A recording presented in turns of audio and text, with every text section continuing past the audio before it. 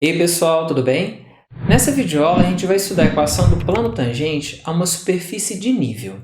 Vale observar que na videoaula que eu vou deixar no card, a gente já estudou a equação de um plano tangente a uma superfície que é dada por z igual a um f de xy, ou seja, a superfície, na verdade, ela é o gráfico de uma função.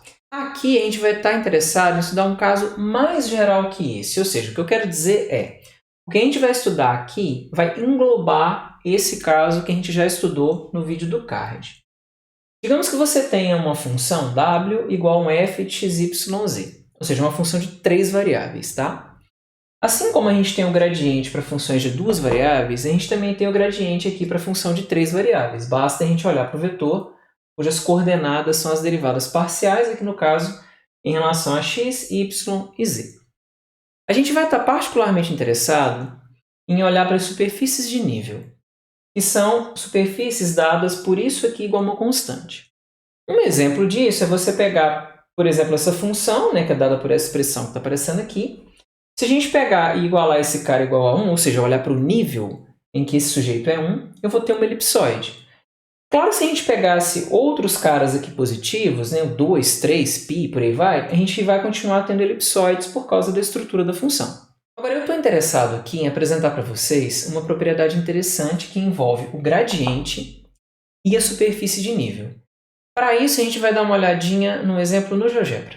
Aqui nessa figura, eu estou considerando essa função que está dada aqui à esquerda, que é a mesma que eu coloquei no quadro agora há pouco, e estou ilustrando aqui uma superfície de nível do tipo f igual a uma constante. Esse ponto P, eu estou tomando ele sempre dentro da superfície, quer dizer, em cima da superfície, tá bom? Ele sempre vai estar aí. O que eu vou fazer? Eu agora vou desenhar o plano tangente, tá bom? Então, dá uma olhada nesse ângulo, fica mais claro para enxergar que o plano, de fato, ele é tangente. E aqui eu sempre vou tomar ele dessa forma, tá bom? Independentemente de onde eu estiver pegando o P, esse plano sempre vai ser tangente. Agora, o que eu vou fazer, né? Eu usei o software e calculei o gradiente da F. E resolvi colocar ele aqui bem no ponto P. Tá? Então, eu vou calcular o gradiente da F, que esse sujeito está em verde, e vou desenhar ele aqui com a pontinha bem no ponto P. Olha o que acontece. Nesse ângulo, acho que não dá para visualizar direitinho o que está acontecendo, mas quando eu fizer assim, olha só o que a gente consegue perceber. Você tem o ponto P, tem a superfície, e aqui tem o plano que deu uma sumidinha, né? Vou voltar com ele para cá. Consegue visualizar que o gradiente ele é perpendicular ao plano tangente à superfície? Isso vai acontecer sempre, olha só. Se eu pegar e mudar o ponto aqui de lugar, olha, ele sempre vai ficar perpendicular. Ó. Se eu pegar e fizer assim, ó, eu posso mudar o meu ângulo e perceber que ele continua perpendicular, tá? Esse é um fato que a gente está observando para esse exemplo, mas ele vale em geral. Eu não vou provar isso aqui, o meu objetivo é a gente visualizar. Agora a gente volta para o quadro e enuncia essa propriedade. Isso que a gente acabou de ver no GeoGebra é um caso particular de um resultado mais geral, que é esse teorema que eu estou enunciando aqui. Digamos que você tem uma superfície S, conforme está ilustrado aqui, dado por uma equação do tipo f de xyz igual a constante. E aí, digamos que você pega um ponto de coordenadas x0, y0 e z0 na superfície, por isso que eu estou escrevendo essa parte aqui, tá bom? Então, o que vai acontecer? O gradiente da f no ponto, ele sempre vai ser perpendicular à superfície. O que isso significa, né? Nesse desenho, você está com a superfície, eu peguei esse ponto. Então, eu desenhei aqui o plano tangente, e aí o gradiente sempre vai ser perpendicular ao plano tangente, e aí a gente diz que é perpendicular à superfície no ponto, tá bom? Nota que com isso a gente vai conseguir a equação do plano tangente, porque veja, se a gente pegar um ponto qualquer aqui no plano tangente, ele vai ter coordenadas x, y e z, né? Então, a gente pode pegar e construir esse vetor aqui, ó. Esse vetor azul, ele vai ser dado por isso aqui, né? Ó. X menos x0, y menos y0, z menos z0, né?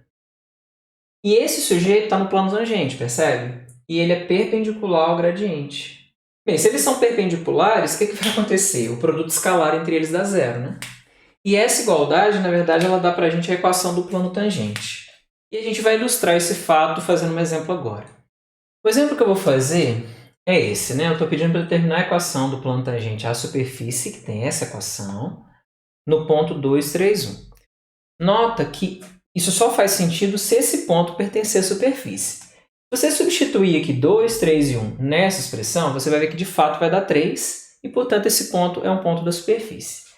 Nota que essa discussão que a gente fez aqui, ela nos permite concluir que a equação do plano tangente vai ser dada pelo gradiente da f. A f, no caso aqui, é esse sujeito que está do lado esquerdo da igualdade, tá? Avaliado no ponto, e aí eu faço o produto escalar de x menos esse ponto, y menos esse cara e z menos esse cara. Agora é uma questão de fazer conta, né? Então a gente tem que calcular o gradiente, avaliar nesse ponto e calcular um produto escalar. Ó, veja, a função f é dada por essa expressão aqui à esquerda, né? Então derivar o f aqui em relação a x vai ficar o quê? Vai ficar 2x sobre 4, que é o mesmo que x sobre 2. Derivar em relação a y vai dar 2 nonos de y, né? E derivar em z dá 2z. Pronto. Agora, se a gente avalia no ponto 2, 3 e 1, veja bem, esse sujeito, né, lembra que é o vetor cujas coordenadas são as derivadas parciais, né? Então, aqui, ó, no 2 aqui vai ficar 1. No 3 aqui a gente vai ficar o quê? Com 2 nonos vezes 3, não é isso? Então, você simplifica o 3 com o 9, vai dar 2 terços, correto? Simplificando aqui, né? Então, aqui dá 2 terços. E aqui, quando eu substituir, vai dar 2, né? Daí, o que a gente vai ficar? A gente está com essa equação, né? Então, eu vou ficar com esse sujeito aqui, que é 1, 2 terços e 2. Escalar com x menos 2, y menos 3, z menos 1. Isso aqui dá 0, né? Agora é uma questão de fazer conta, né? Para facilitar a minha vida, eu vou multiplicar tudo por 3, porque as frações desaparecem, tá? Então, multiplicando tudo por 3, eu vou ficar com 3, 2 e 6, né? Escalar com x menos 2, y menos 3, z menos 1. Agora vamos fazer essa conta. Veja, daqui para cá eu só calculei o produto escalar, né? Vai ficar 3 vezes esse cara, 2 vezes esse e 6 vezes esse, né? Agora a gente simplifica essa conta. Então veja, ó, aqui fica 3x menos 6, 2y menos 6, 6z menos 6, né? Aqui vai ficar 6, 6 e 6, vai ficar menos 18, né? Então a equação do plano tangente é essa aqui, ó. E isso resolve o exemplo que foi colocado. Pessoal, vou encerrando a videoaula por aqui. Um abraço, até a próxima. Tchau, tchau.